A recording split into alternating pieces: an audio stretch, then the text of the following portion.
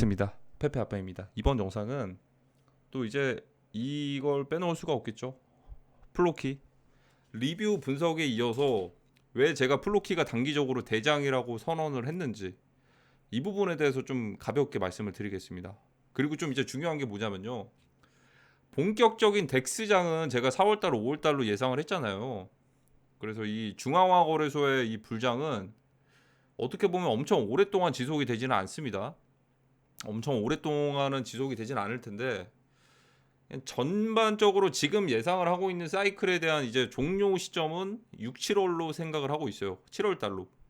그때부터 본격적으로 금리 인하를 한다고 하는데 지금 FOMC에 대한 영향들이 그렇게 크게 없거든요. 예전에 비해서. 그래서 이제 금리 인하를 하면 뭐 이제 이게 뭐 긍정적인 호재다. 이런 것들 이제는 누구나 다 알고 있어요. 돈을 풀면은 이제 시장 가격들이 올라가고 이런 것들 한번 경험을 했으니까 누구나 다 호재라고 알고 있단 말이죠. 그래서 그렇게 누구나 대놓고 알고 있는 호재들을 이미 세력들은 다 알고 있어요. 기관들과 세력들은 알고 있으니까 선반영 사이클에 대한 미리 선반영으로 올리는 사이클, 그리고 반감기가 끝나고 비트코인 가격이 올라갔다라는 것도 2016년, 2020년 반감기 끝나고 불장을 겪었던 것도 모두가 다 알고 있어요. 근데 세 번은 없습니다. 대신에 트릭, 속임수 하나는 줄 수가 있는 게 뭐냐면 4월달에 반감기가 끝나죠. 반감기 이후에 올랐습니다. 실제로. 그래서 5월달과 6월달 정도는 상승하는 상승장 분위기를 만들어낼 수가 있다라는 겁니다. 그리고 나서 그때부터가 본격적인 선반영 사이클이 종료가 되는 시점이 될 수가 있는 거죠. 그러면 이제부터 지금 3월이에요. 이제 3월 1일입니다. 대한독립 만세죠. 3월 1일 3일절. 정말 중요한 터닝 포인트가 될 수도 있는 구간일 수도 있는데 아직 본격적인 장은 시작이 안 됐다는 거. 제가 말씀드렸죠. 모든 사람들이 다시 한번 크립토 시장으로 참여하게끔 만드는 그런 구간이다. 거기에서 가장 중요한 건 중앙화 거래소. 뭐 바이낸스가 됐던 비썸이 됐던. 비썸은 올해 가장 최고의 거래소로 역대급으로 찍을 거예요. 물론 그 거품이 다시 빠질 수도 있겠지만 스테이블 코인을 상장한 데는 이유가 있을 거거든요.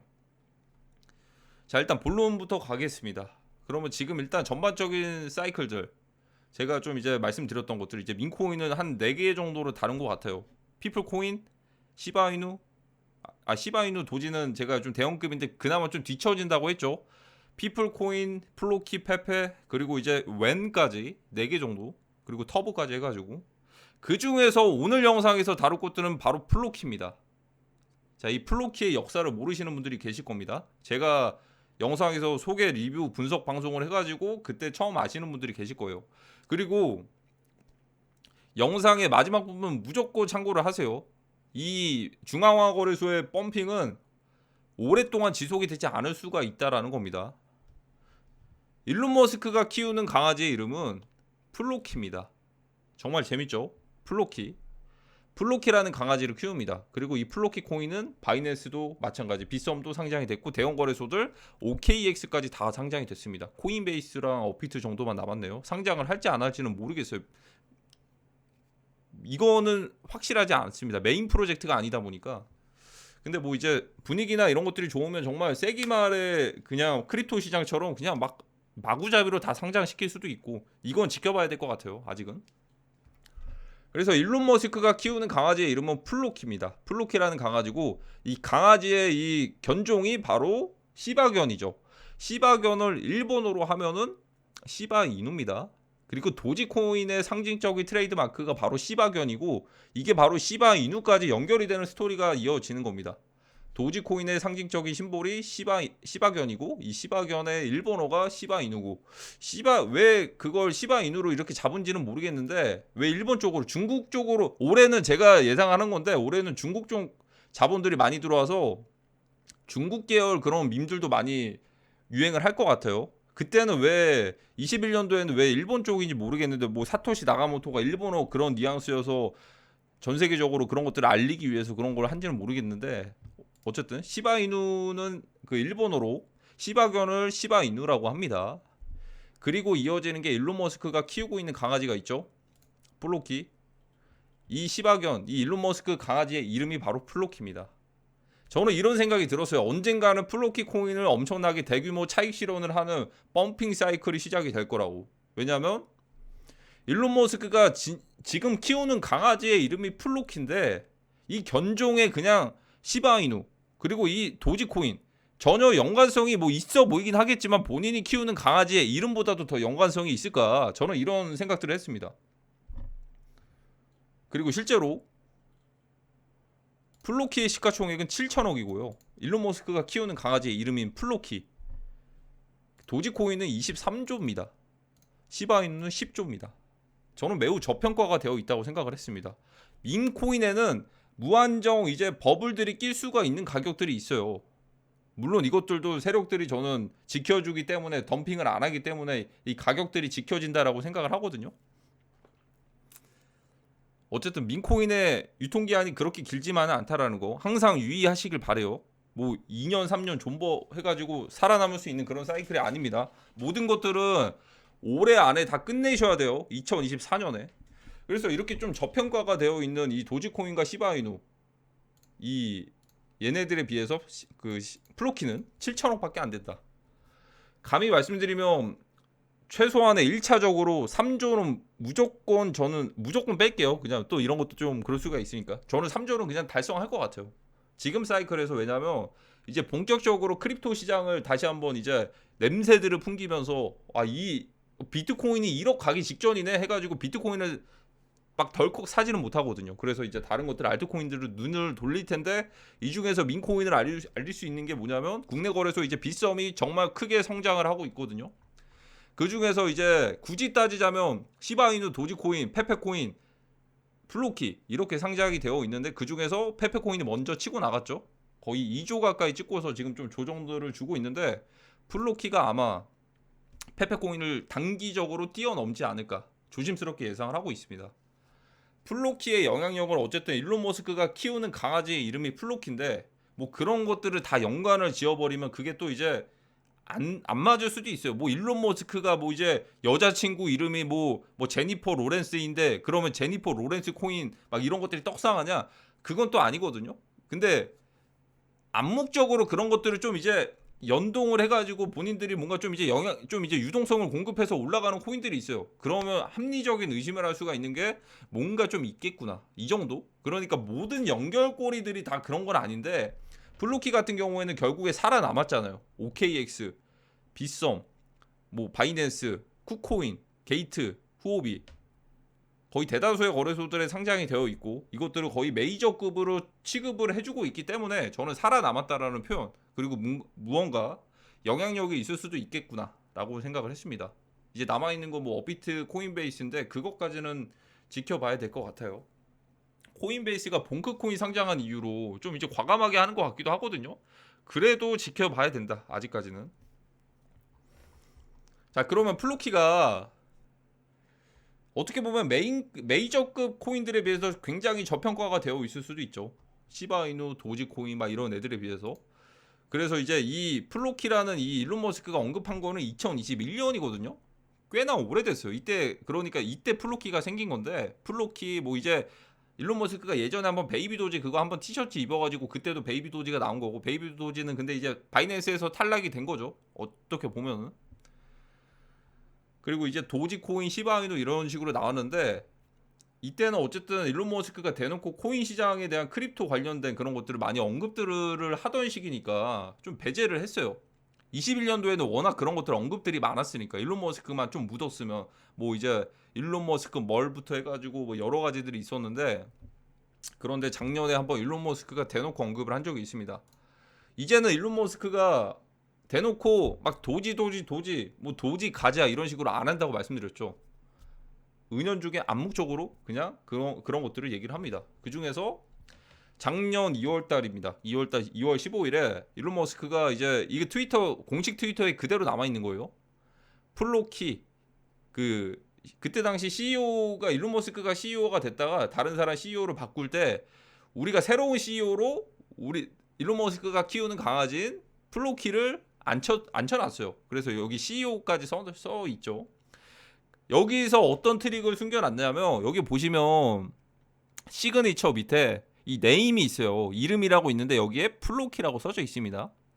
그러니까 원래 같았으면 정말 알고 있는 사람들은 일론 머스크가 키우는 강아지가 뭐 플로키라는 걸 알고는 있었어요.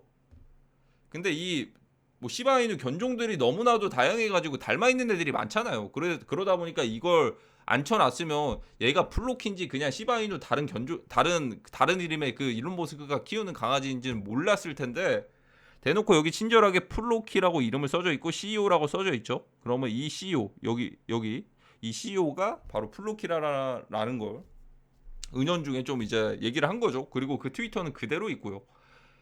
1억 4천만 명에게 도달을 했습니다. 뷰가 1억 4천만 명. 자, 이제 준비는 끝났어요. 준비는 끝났는데 1차적인 상승이 어디까지 가냐가 중요할 것 같은데요. 여기서 주목해야 될 건 저는 플로키 정도 되는 임팩트 있는 코인들은 사실 우상향하면서 계속 갈 것 같다라고 생각이 안 들거든요. 저는 중앙화 거래소가 기회의 장일 수도 있지만 중요한 건 덱스, 뭐 프리세일, 뭐 런치패드 이런 이제 덱스장이에요. 이더리움으로 거래를 하는. 그러니까 상승할 수 있는 한계가 있는 거예요. 예전처럼 도지코인 상장해가지고 도지코인이 예전에 막 100배, 막 200배, 300배 이렇게 올랐잖아요. 솔라나도 마찬가지고. 올해는 그 정도까지는 안 갈 것 같거든요. 그냥 메인급 애들만 이렇게 하고. 왜냐하면 세력들이 그렇게 막 급하지가 않아요. 왜냐면 돈들 많이 벌었으니까. 그래서 굳이 뭐 신생 프로젝트를 버블 낄 정도로 모든 프로젝트를 뭐 샌드박스처럼 막 이런 식으로 그 정도까지는 아니에요. 대신에 좀 이제 오히려 돈이 많으니까 몸집이 큰 코인들을 포트폴리오로 좀 이제 가져가면서 뭐 예를 들어 솔라나 같은 애들 있죠. 비교적 좀 개미들이 좀 먹기에는 좀 버거울 수도 있지만 어떻게 보면 시가총액이 큰 코인들이 세력들 입장에서는 비교적 접근하기가 좋습니다. 그러니까 1000억짜리를 1조까지 올리는 것보다 1조짜리를 2조짜리로 올리는 게 오히려 더 먹을거리들이 세력들한테 많을 수도 있어요.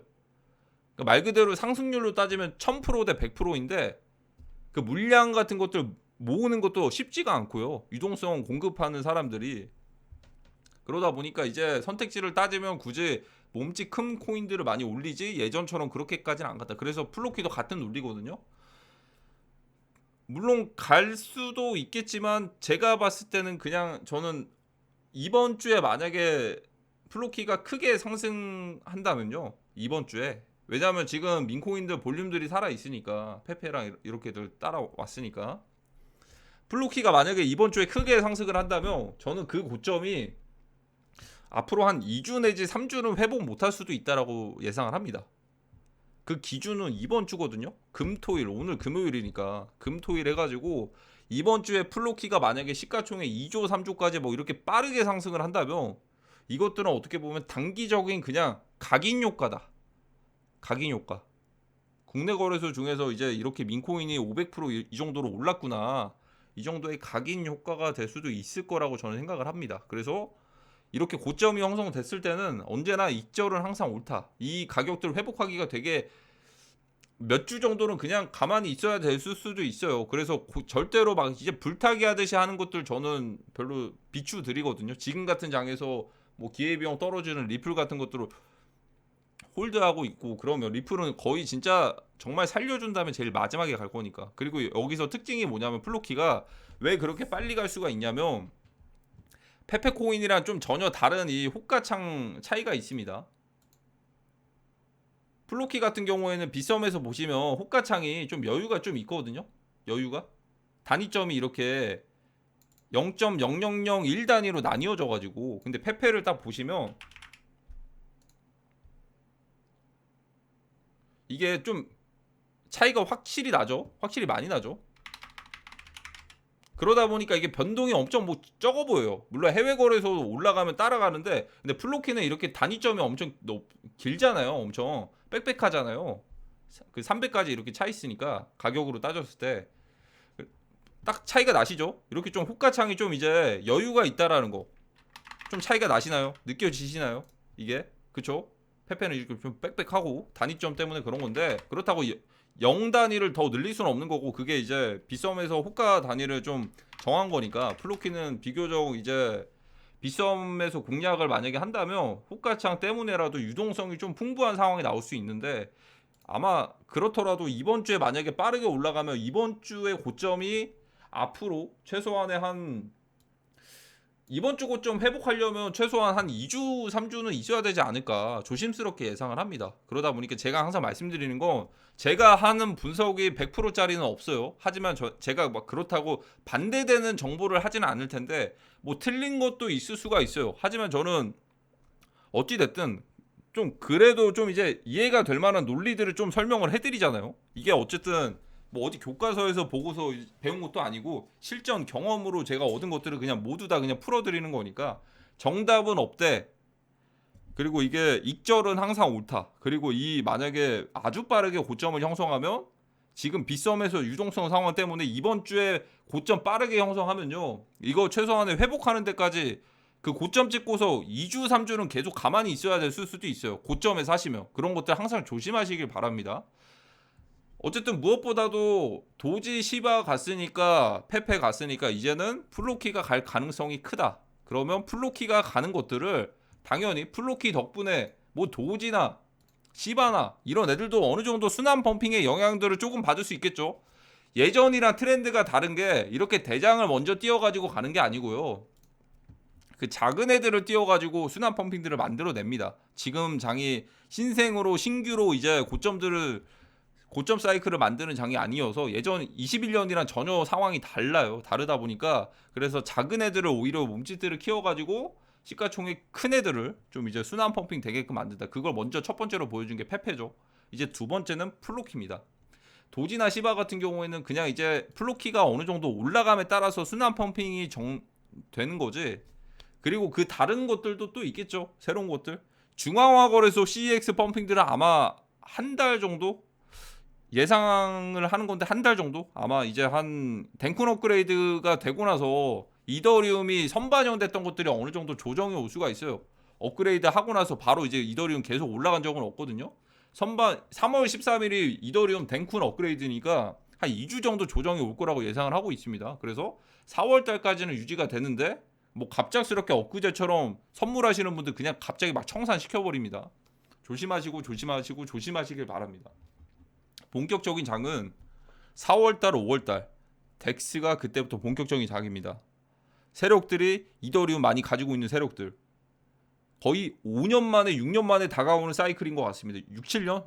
거의 7년이죠. 7년. 2017년 BTC 마켓 불장 이후로 이 펌핑을 주도하는 건 아마 중국 쪽일 겁니다. 중국계 민코인들도 굉장히 또 많을 텐데 중국 쪽이 이제 주인공이 되지 않을까. 이때부터가 이제 본격적인 시작인 거죠. 다시는 없을 대형 사이클입니다. 그때가 아마 중앙화 거래소는 상승하는데 한계가 있다고 말씀드리는데 덱스 같은 경우에는 막 10억짜리가 1000억도 되고 막 이런 경우들이 사례들이 많으니까 지금도 와이프 같은 것도 거의 아마 사례들이 소개가 될 텐데 뭐 1만 배, 2만 배 이런 식으로 올랐다라고 이제 덱스를 본격적으로 알리는 계기가 될 겁니다. 아마 와이프 그 아서에이지 비트맥스의 아서에이지가 밀고 있는 와이프 코인 그런 것들처럼 지금 많이 올랐으니까 솔직히 모르겠어요. 그냥 제 2차적인 뭐 덱스 그런 것들 찾는 게 낫겠죠. 저런 것들 먹어봤자 바닥에서 사놓은 거 말고는 지금 진입하기에는 시가총액이 거의 1조라서 근데 좋은 사례들을 만들어지는 겁니다. 덱스에서 시작해서 이 정도까지 올랐다. 이번에는 아마 뭐 얘기할 것들은 많겠죠. 페페도 막 그렇게 시작을 했으니까. 본격적인 장은 4월달, 5월달 그 되기 전에 익절은 항상 옳다라는 거. 그리고 이제 그나마 좀 이제 먼저 치고 나갈 거는 플로키 일론 머스크가 키우는 강아지 이름은 플로키면서 이번 주에 빠르게 고점을 형성하면 제가 말씀드렸죠. 이번 주 고점 형성이면 이거 고점 찍고 하락하는데 이제 이거 회복하는 데까지 최소 2, 3주라고요. 2, 3주. 이거 꼭 명심하시길 바래요. 만약에 이번 주에 고점이 빠르게 나온다면요. 어쨌든 뽀모를 느낄 필요가 없습니다. 왜냐하면 그 비트코인 시장이 아직 시작도 안 했기 때문에 이제 시작이에요. 하지만 이게 무한정 계속 유지가 되지는 않을 겁니다. 연말 됐을 때 당연히 그때도 비트코인 하실 겁니까? 저희 그 엘리트 트레이더 클럽 NFT 혜택이 12월 31일까지 12월 연말까지 올해 연말까지인 이유가 있어요. 그때도 코인 하실 거예요. 그 전에 치고 빠지고 잘 하셔야죠. 그렇죠? 어찌됐든 저는 그러면 다음 영상 때 오도록 하겠습니다. 도움이 되셨다면 아시죠? 좋아요 댓글 한 번씩 부탁드립니다.